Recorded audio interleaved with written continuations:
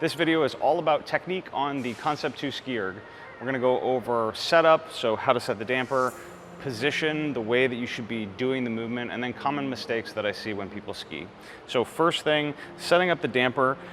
This machine works like a flywheel. You can think about it similar to like an old-fashioned sewing machine, or the analogy that I really like is using it like a lawnmower. If you have a lawnmower and you're going to start it and you go brum bum bum bum bum, brum bum bum bum bum, it's never gonna start.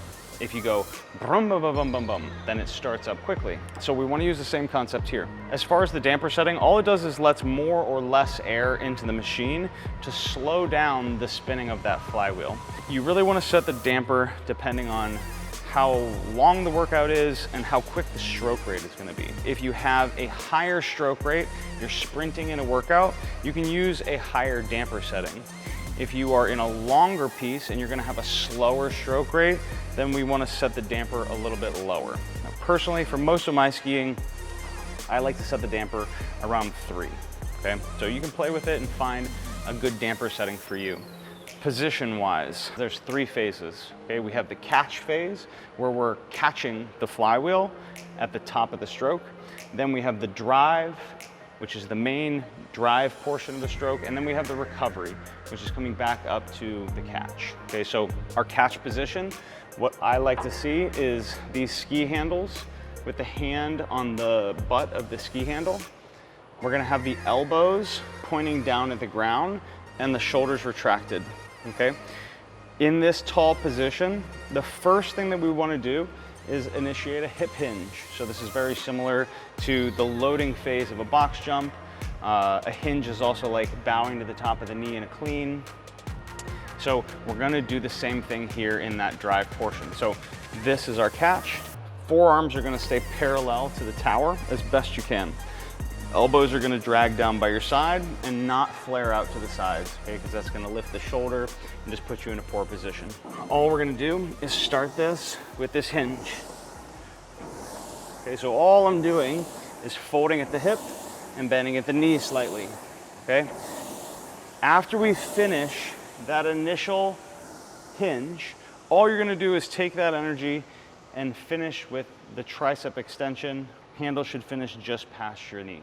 Okay, so we're gonna hinge, hinge, hinge, hinge and finish, hinge and finish, hinge and finish, hinge and finish. Now, if you struggle to get this machine started with the hinge, one thing that you can do is keep your forearms parallel to the wall and then just jump.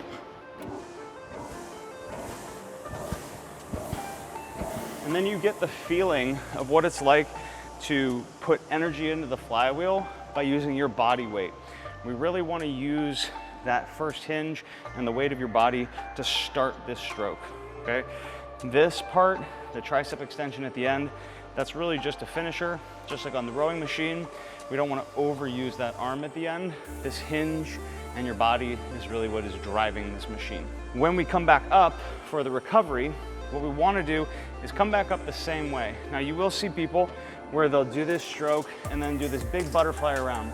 The problem with this is now when I get up here to the catch, my elbows are out to the side, my shoulders are raised up, and this is just not a good position for you to drive hard with your lats. Okay, so we always want to keep those elbows pointing down and your shoulders tucked back. So that helps you use the big movers on your back, which is your lats. Okay, so after we finish, hands are just gonna go right back up, okay? Hinge, finish, right back up,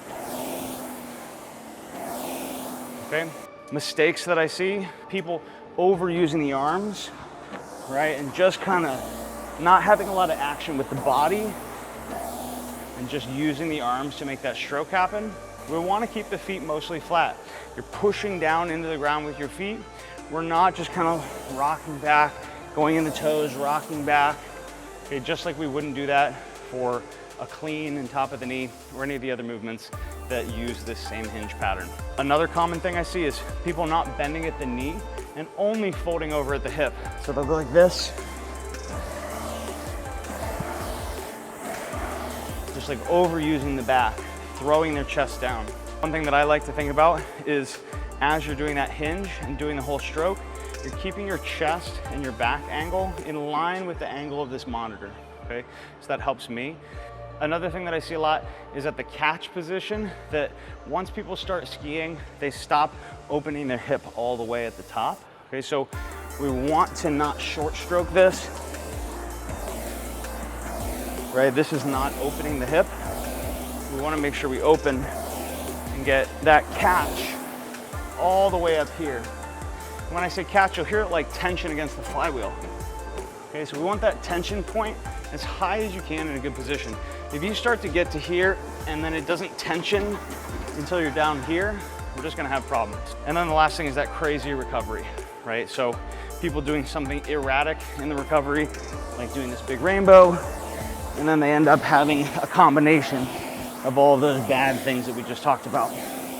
Okay, so keep everything in a straight line, keep your feet flat, keep your belly tight, hinge, finish with the stroke, open all the way back up, get back into a good position, and you should have a lot more efficient skiing across your workouts. So I hope this was helpful. If it was, hit the like button, check out any of the other videos that I have, and I'll see you in the next one.